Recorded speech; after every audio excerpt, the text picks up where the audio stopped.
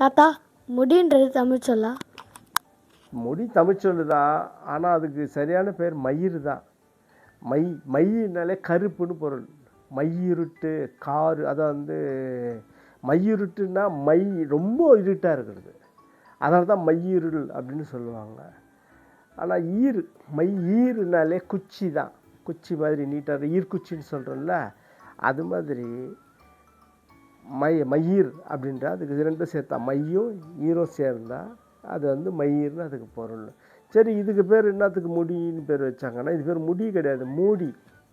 தலையை என்ன பண்ணுது, அது மூடுது. அதனால் அதுக்கு பேர் மூடி.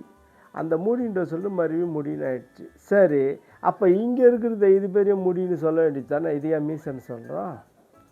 அப்போ இங்கே இருக்குது இது பேர் ஏன் முடின்னு சொல்லாமல் தாடின்னு சொல்கிறோம் அப்படின்னா, இது தாடையில் வளர்கிறதுனால தாடையில் இருக்கிற டையை எடுத்துட்டு முடியில் இருக்கிற கடைசி எழுத்தை டீயை போட்டு தாடின்னு பேர் வைக்கிறோம்.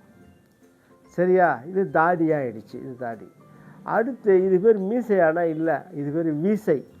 வீசுறது இப்படின்னா குறுக்க போகிறதுன்னு பொருள். வீசுதல்னாலே குறுக்கா இப்படி வர்றது தான் வீசைன்னு சொல்லுவாங்க. நம்ம அதை மீசைன்னு அப்படியே மருவி மீசையாக மருவிச்சு.